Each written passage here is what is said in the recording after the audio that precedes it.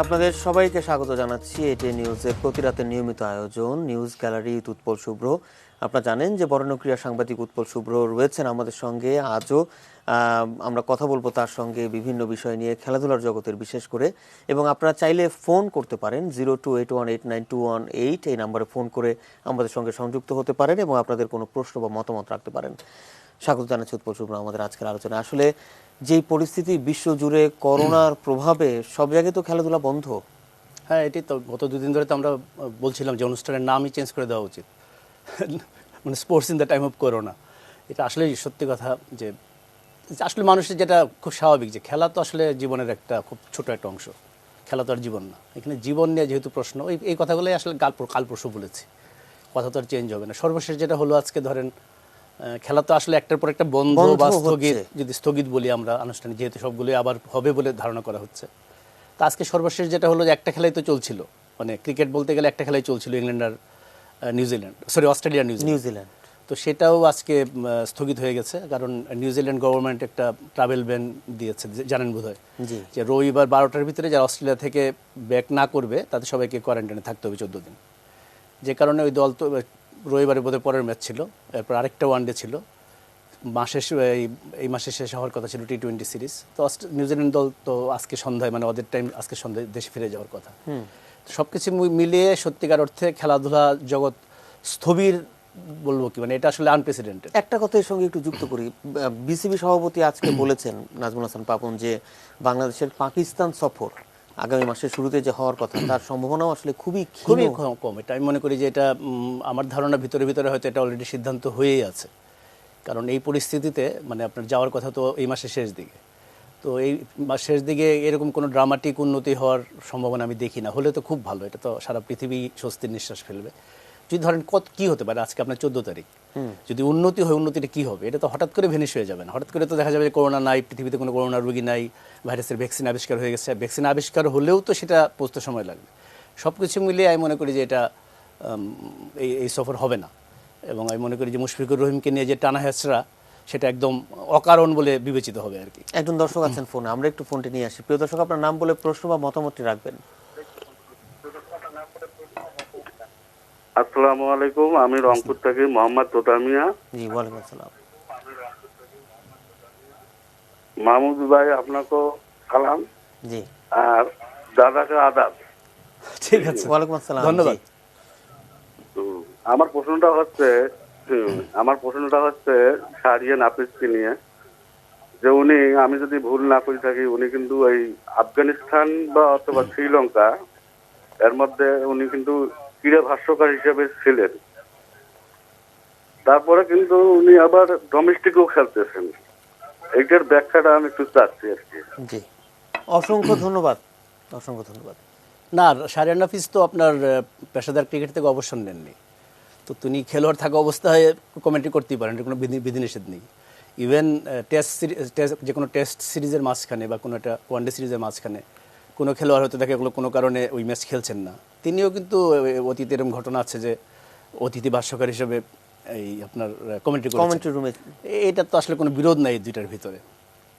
মাহমুদ, আমার মনে হয় যে এখন যেহেতু আমাদের সত্যিকার অর্থে একদম চলমান খেলা বা হতে যাওয়া খেলা, এই ধরনের কোনো খেলা নেই, এটা এখন তাহলে কি আমরা একটু অতীতের দিকে দেখব?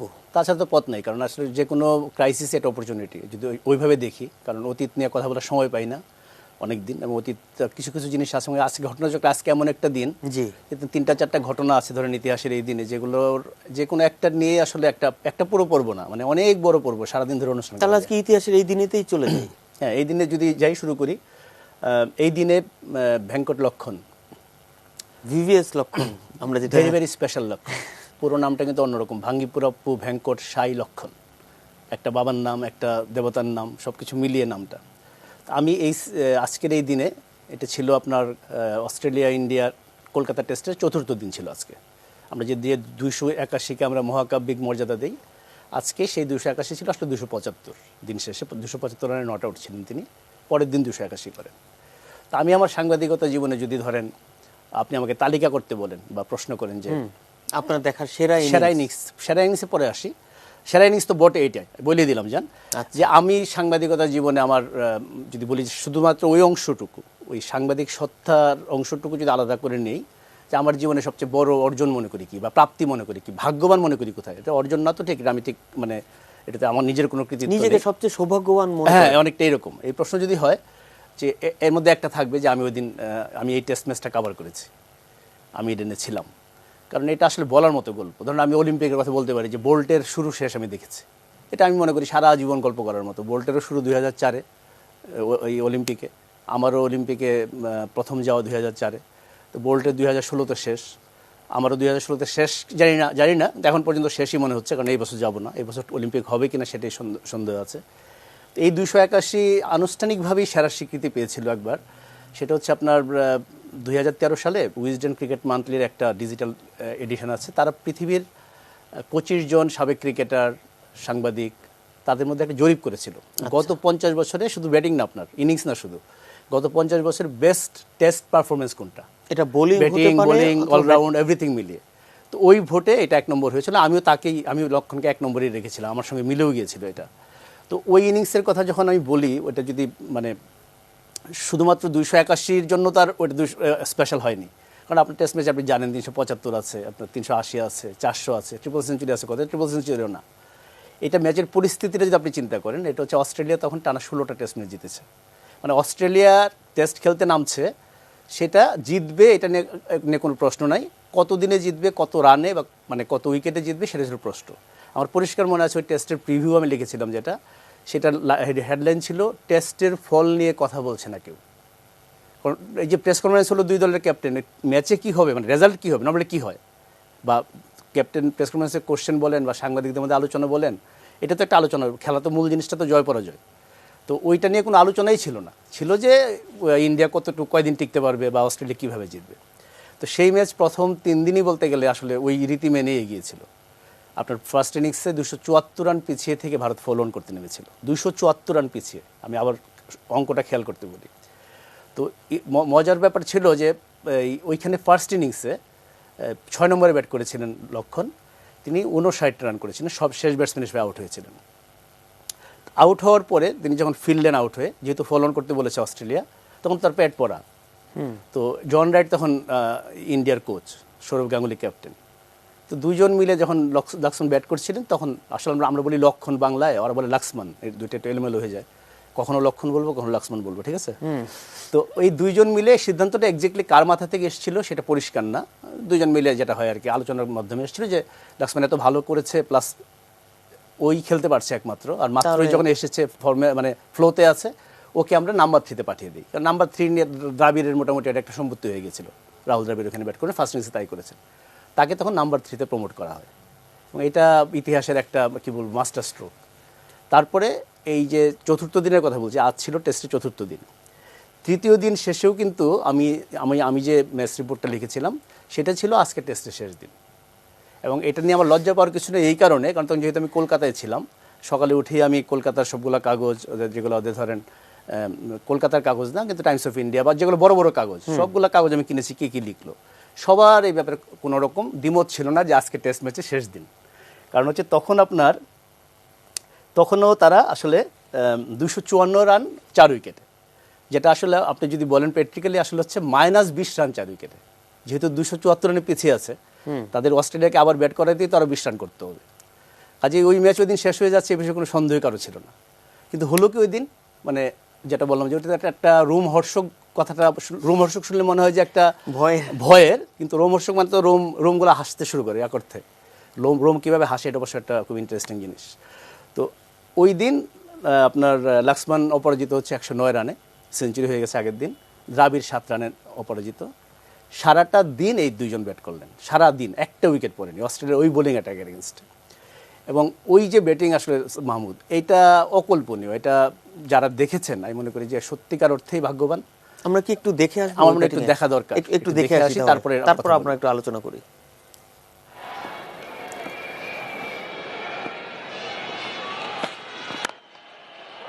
Oh, good shot through the offside field. This will go for 4 as well. That's very fast, this outfield. That's a lovely shot.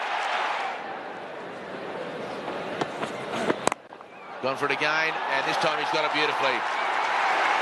He swiveled on his back foot very well, got into the ground reasonably quickly, and it went to mid-wicket. A lovely shot. That is a beauty. Perfect use of the feet against the spin between the bowler and mid-on, and you don't play the on-drive against quality spin any better than that. This time he pulls and into the gap. Just needs one more run for a well-deserved century. Just watching the field for VVS Lakshman, the same field that was placed for Sachin Tendulkar all the way. 236 for 4. There's the 100. Lakshman's second test 100.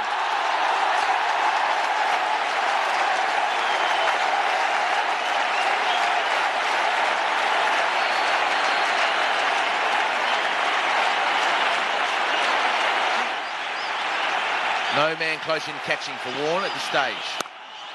And there it is. Well played by VVS Lakshman. 59 in the first inning. Genuine applause by Shane Warne. And very good to see. Been a pretty big verbal battle out in the middle with all the players, but Shane Warne was the first of the Australians to clap. And what a score for Lakshman.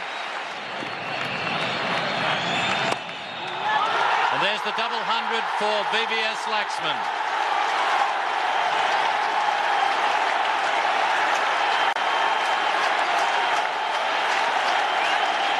It really has been a masterpiece from VVS Lakshman. He's been very strong in front of the wicket. Oh, it's 4 as well. Boy, they are turning it on. Take that as just another magnificent shot.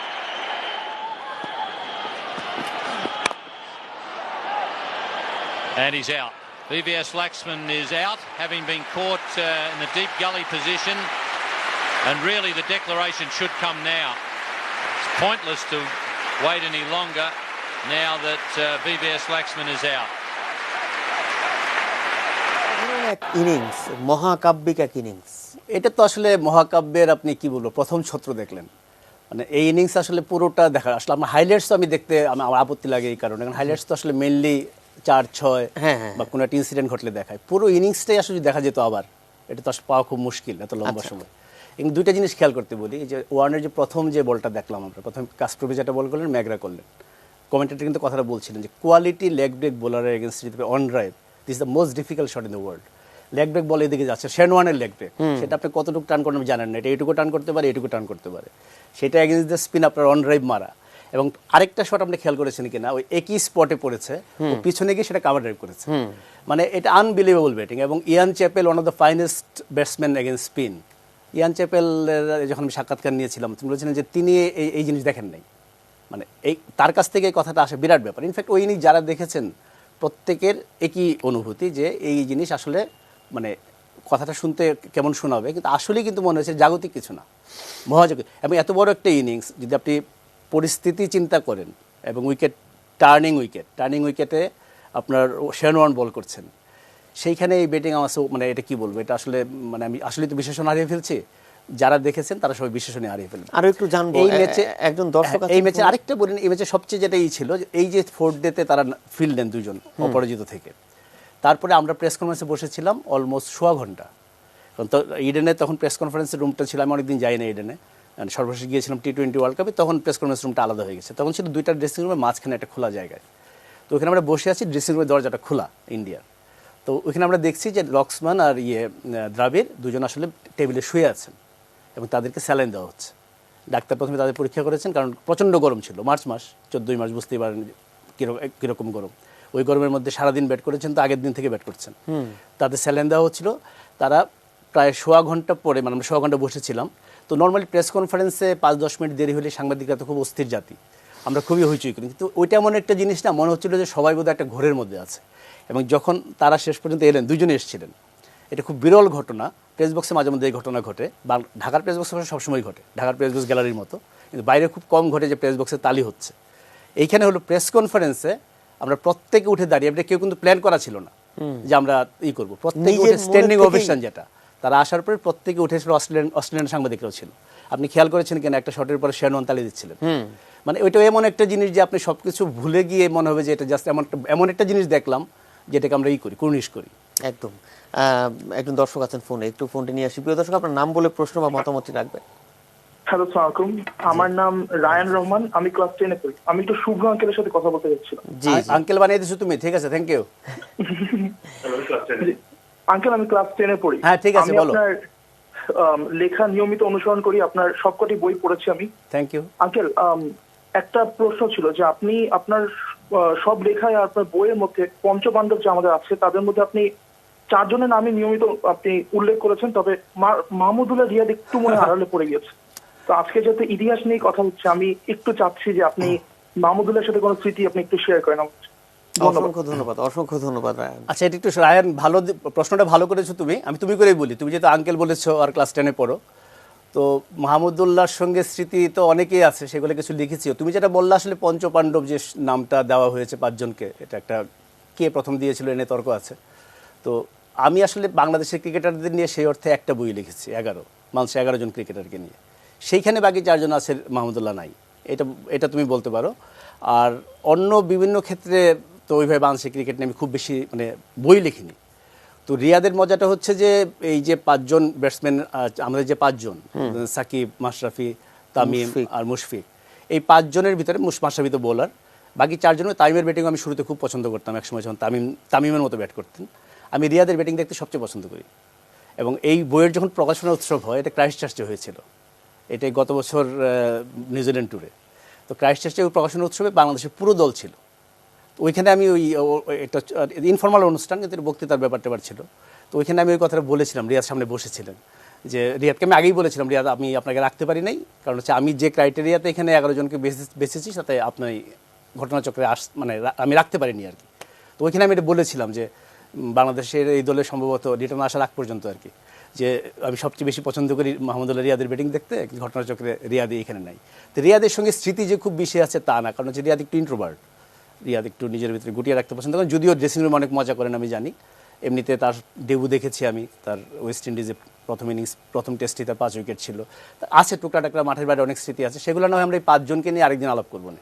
আজকে একটু লক্ষ্মণে ফিরে যাই, লক্ষ্মণ তো একটু ভুলে যাচ্ছে। হ্যাঁ, লক্ষ্মণ তো ভুলে যাচ্ছে। আমরা একটা বিরতি নিয়ে আসি, তারপর আবার বিরতিটা আরো ঝামেলা। আচ্ছা, আনতেই হবে। ঠিক আমরা আছে। ফিরছি অতি তাড়াতাড়ি। প্রিয় দর্শক, আমাদের সঙ্গে থাকবেন আশা করছি।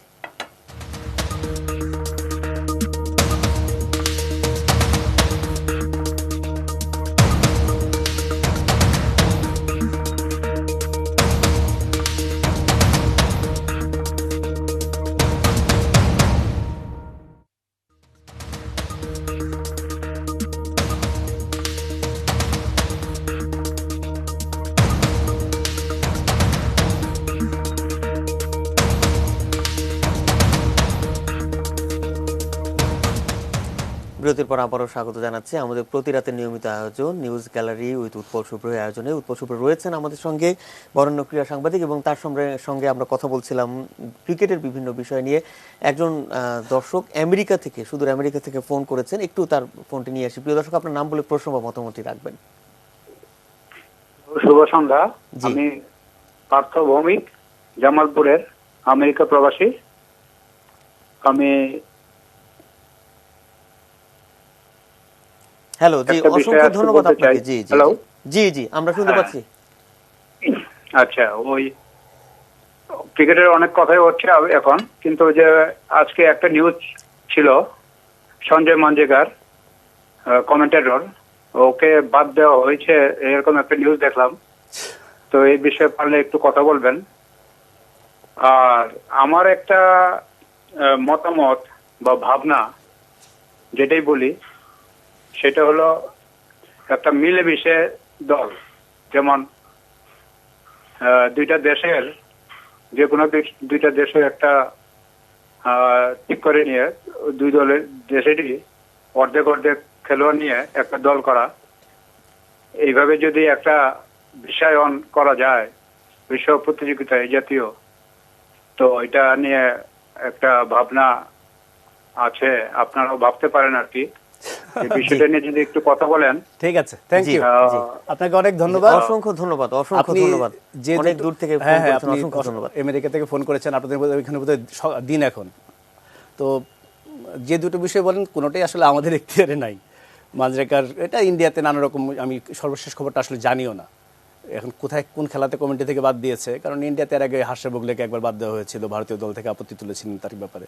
এটা আসলে একদমই ইন্টারনাল ব্যাপার ইন্ডিয়ার, এবং বিসিসিআই এর সঙ্গে সম্পর্কটা এখানে খুব ইম্পর্টেন্ট কমেন্টেটরের ক্ষেত্রে। এই সর্বশেষ ঘটনাটা কী হয়েছে সত্যি আমি জানি না। আচ্ছা, আর আরেকটা যেটা বললেন, এটা আসলে এই সুযোগ আসলে নাই এখন।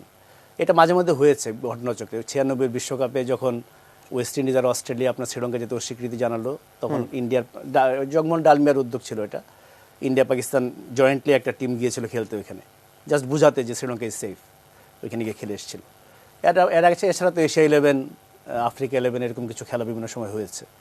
তো সেটা জয়েন্টলি বিশ্বায়নের জন্য এখন তো আইপিএলই বিশ্বায়নের বিজ্ঞাপন। আর বঙ্গবন্ধু জন্মশতবার্ষিকী হ্যাঁ, ওটা তো কিন্তু একটা ওটা তো হওয়ার কথা ছিল এশিয়া 11, নাম কি ছিল, বিশ্ব একাদশ। বিশ্ব একাদশ, সেটা তার হচ্ছে না বলতে স্থগিত আর কি, এই সব কিছুর মতো স্থগিত, পরে কখন হবে। তো কাজে এটা ভবিষ্যতের চিন্তাটা ইন্টারেস্টিং, উনি অন্যভাবে চিন্তা করেছেন। আমি একটু লক্ষ্মণে যাই, মানে কেটে যাচ্ছে শুটটা। সেটা হচ্ছে যে আপনি জিজ্ঞেস করছিলেন যে টেস্ট ম্যাচে লাস্টে ইন্ডিয়া জিতলো কিভাবে। হ্যাঁ, হ্যাঁ, হ্যাঁ, না, যদি ইন্ডিয়া না জিততো ওই টেস্ট ম্যাচটা, তো 281 এত বিখ্যাত হতো না। তারপরে তো এটা ধরেন আপনি ইনিংসের ক্লাস যেটা, ব্যাটসম্যানশিপ যেটা, সেটা তো আর মুছে যায় না। আমি এই জিনিসটা একটু একটা প্রশ্ন আপনাকে একটু জিজ্ঞেস করতে চাই যে একদম গ্যালারিতে বসে আপনি দেখেছেন প্রেস Press বক্সে box এ খেলাটা, প্রেস বক্সে বসে লক্ষণের কোন ব্যাটিং এর কোন দিকটা আসলে আপনাকে সবচেয়ে বেশি কি বলে একদম না, আপনি মোহিত হয়েছে? একটা তো লক্ষ্মণের ব্যাটিং দেখাই একটা আনন্দদায়ক অভিজ্ঞতা। কারণ আমি মানে এই innings-টা? আমি এই ইনিংসটা তো আমি কিছু বলেছি অলরেডি। শেন ওয়ানকে তিনি যেভাবে খেলেছেন, এটা আনবিলিভেবল। তেন্ডুলকার 98-এ ইন্ডিয়া টুডে ওয়ার্ল্ড কাপটা একই রকমভাবে ডমিনেট করেছিলেন, কিন্তু এটা এত লম্বা সময় ধরে, এবং যদি পরিস্থিতিটা চিন্তা করেন আপনি, দলের পরিস্থিতি, ম্যাচের পরিস্থিতি, ওইটা তো ব্যাটসম্যানশিপের জায়গা থেকে এটা এক্সট্রাঅর্ডিনারি। আর লক্ষ্মণের ব্যাটিং হচ্ছে আপনার যে কোনো ইনিংসই হচ্ছে দেখার মতো। আমি যদি ধরেন আমার দেখার জন্য সবচেয়ে সুন্দর ব্যাটসম্যান যদি বলি, লক্ষ্মণ ওই দলে থাকবে। ডেভিড গাওয়ার থাকবেন, লক্ষ্মণ থাকবেন, লক্ষ্মণের যে গুরু, লক্ষ্মণকে শুরুতে যাকে দেখে আমার তার কথা মনে পড়তো, মোহাম্মদ আজহারউদ্দিন। এবং এই ইডেন গার্ডেন্স তো এক ধরনের আজহারউদ্দিনের বাড়ির আঙিনা ছিল, নাম তেনার সেঞ্চুরি করতেন। লক্ষ্মণের জন্য ইডেনটা এরকম পয়া। তারপরে ধরেন আপনি ব্রায়ান লারা, তারপরে মার্কুয়া। এটা বলতে তো লক্ষ্মণ হচ্ছে এমন একজন ব্যাটসম্যান, মানে যার মানে কি বলবো, ব্যাটিং দেখা হচ্ছে আসলে সত্যিকার আনন্দের একটা নির্ঝরণ একদম। আর একটা আমি শেষ করি এখানে, যে এই টেস্ট ম্যাচটা তারপরে জিতলো যে এই, তারপরে তো ধরেন খেলাটা 5th ডেতে গিয়ে, এটা তো 4th ডে আমরা শুনলাম, 5th ডেতে গিয়ে তখন মূলত কৌতূহলটা ছিল ট্রিপল সেঞ্চুরি করতে পারেন কিনা। ইন্ডিয়াতে তখন কোনো ট্রিপল সেঞ্চুরি নাই ইন্ডিয়ার কোনো ব্যাটসম্যানের। ওই ইনিংস খেলে তিনি গাভাস্কারের রেকর্ড ভেঙেছিলেন 236। আর ডালমিয়া একটা পুরস্কার ঘোষণা করেছিলেন তখন, যে 236 ডাবল সেঞ্চুরি কেউ করতে পারলে তার জন্য 2 লাখ টাকা, আর তারপরে 236 পর্যন্ত 1000 টাকা, এরকম একটা কিছু ছিল। 236-এর পরে যত বেশি রান, প্রতি রানের জন্য 2000 টাকা, এরকম একটা পুরস্কার ছিল। তো এইটা যখন ইন্ডিয়া ইনিংস ডিক্লেয়ার করলো, যে কমেন্টেটররা বলছিলেন যে লক্ষ্মণ আউট হয়ে গেছে, এখন আর ডিক্লেয়ার না করার কোনো কারণ নাই, ওইটার মধ্যে একটা মজা আছে। ইন্ডিয়া কিন্তু ডিক্লেয়ার করতে আমাদের মতো একটু বেশি সময় নিয়েছিল। এইটা পরে জানা গেছে কারণটা, এই ম্যাচের 3rd বা 4th ডের রাতে, সম্ভবত 4th ডের রাতেই সৌরভ গাঙ্গুলির বাড়িতে একটা ডিনার ছিল টিমের, সৌরভ যেহেতু কলকাতায়, তো ওইখানে একটু আলোচনা হচ্ছিল কি হবে। তো ওইখানে সিদ্ধান্ত হয় যে ইন্ডিয়া এমন একটা সময় গিয়ে ডিক্লেয়ার করবে যখন অস্ট্রেলিয়ার জেতার আর বিন্দুমাত্র চান্স থাকবে, হয় তাদেরকে ম্যাচ বাঁচাতে লড়তে হবে। তো অস্ট্রেলিয়ানরা ম্যাচ বাঁচাতে লড়াটা পছন্দ করে না, তাদেরকে এরকম একটা সিচুয়েশনে ফেলা যেখানে তারা অস্থির হয়ে যাবে। এবং ওই ম্যাচের 5th ডে টি পর্যন্ত, তখন পর্যন্ত কিন্তু উইকেট পড়েছে মাত্র 3টা, 3 উইকেটে 161। তাই ম্যাচ তো ড্র হচ্ছে। সেই ম্যাচে এক সেশনে 7 উইকেট হারিয়ে অস্ট্রেলিয়া হারে। এবং দেখেন লক্ষ্মণের যেটা বললেন, লক্ষ্মণের এই ইনিংসটার মহিমা চিন্তা করেন।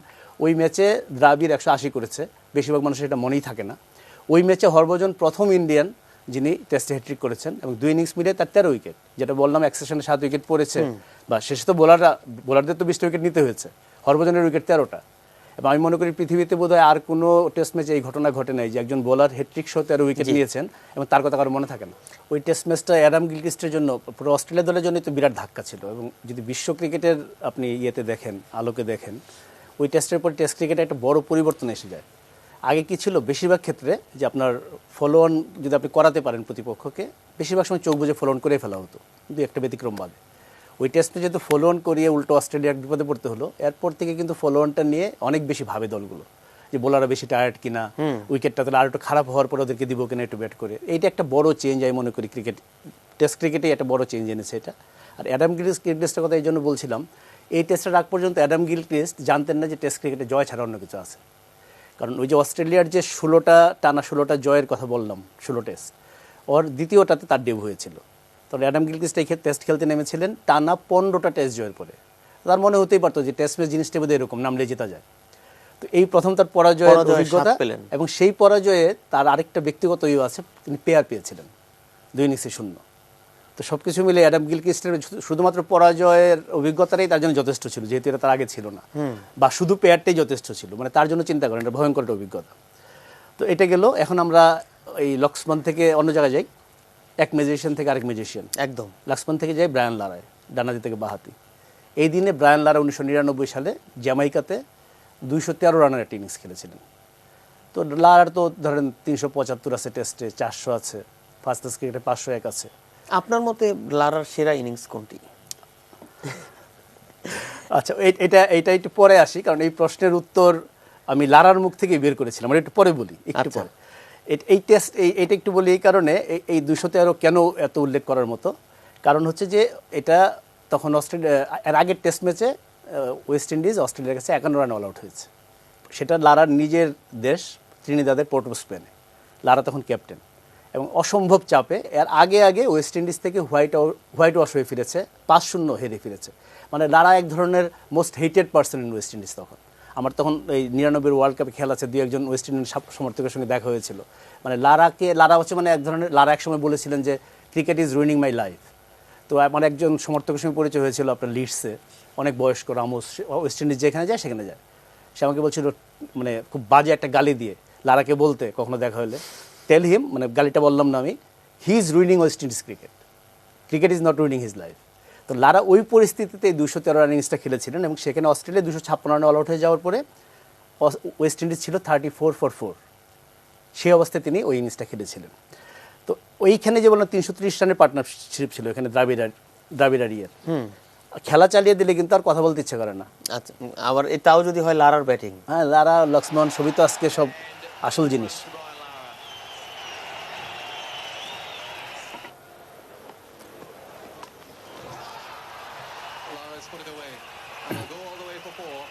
টনি কোজিয়ার, তিনি আর আমাদের মাঝে নাই, অসাধারণ মানুষ ছিলেন।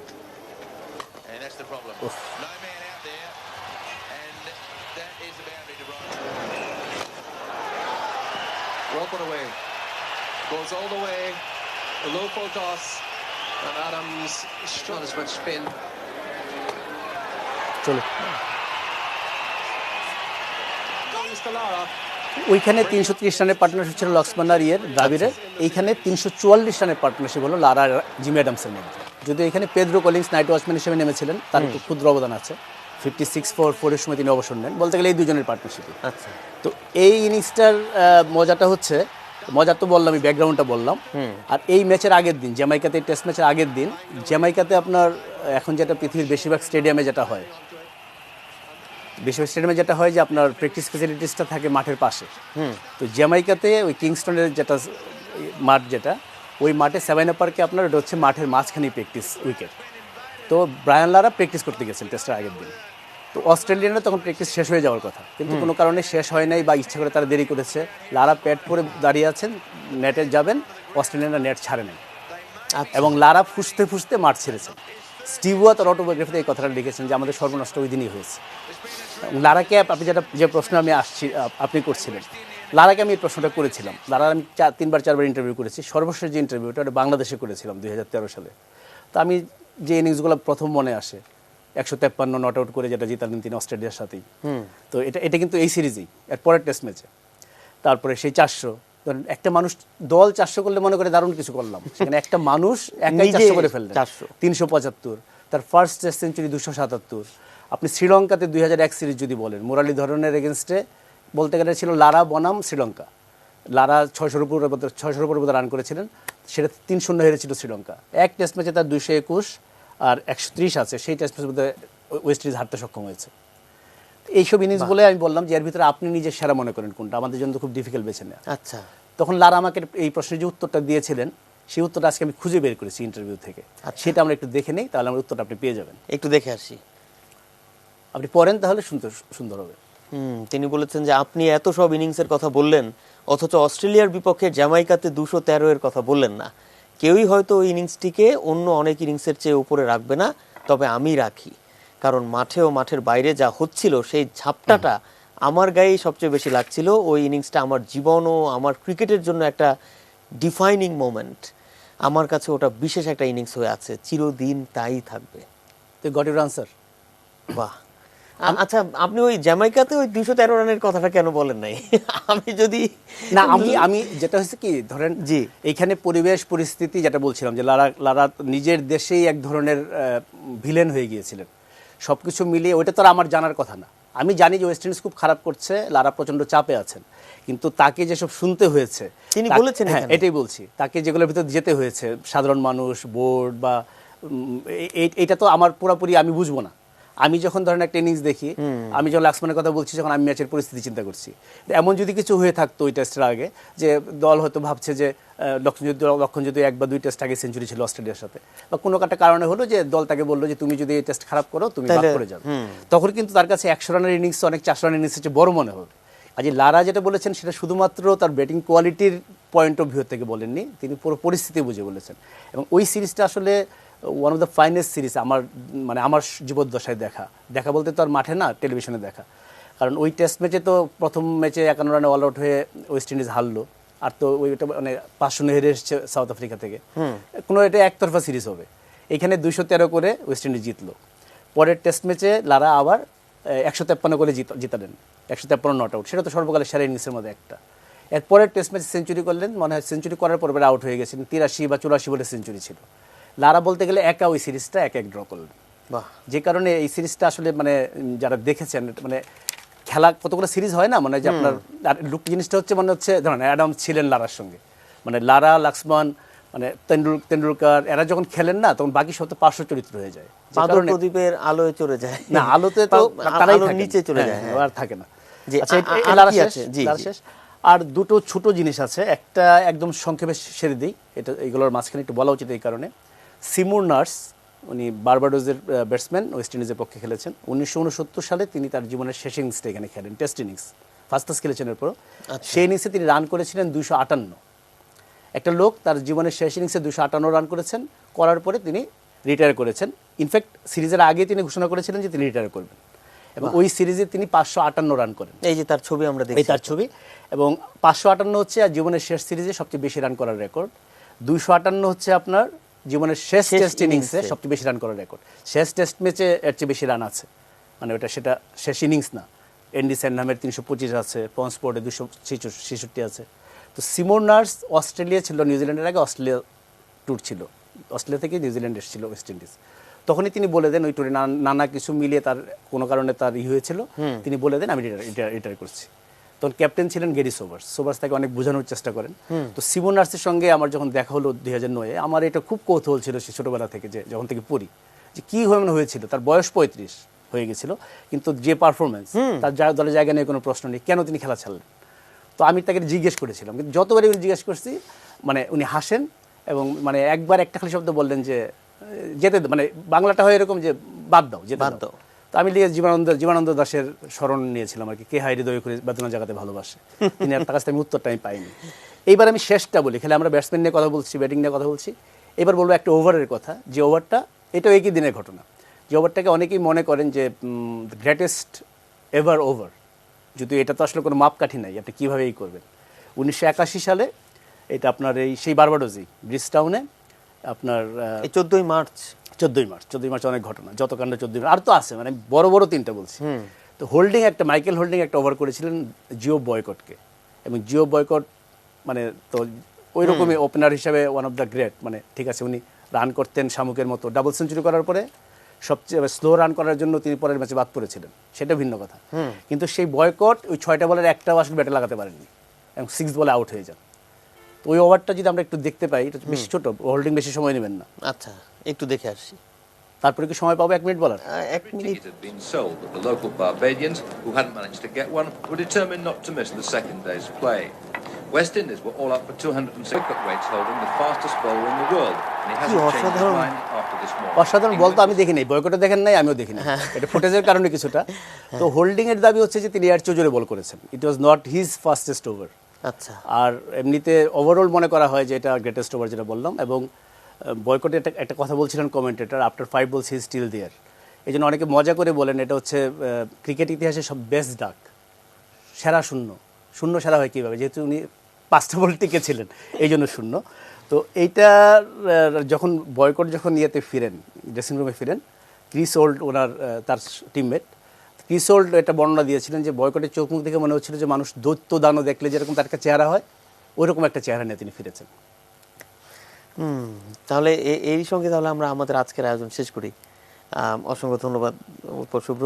এই আমাদেরকে আজকে এখানেই শেষ করতে হচ্ছে। ঠিক আছে, ধন্যবাদ। প্রিয় দর্শক, এই ছিল আমাদের আজকের নিউজ গ্যালারি উৎপল শুভ্র।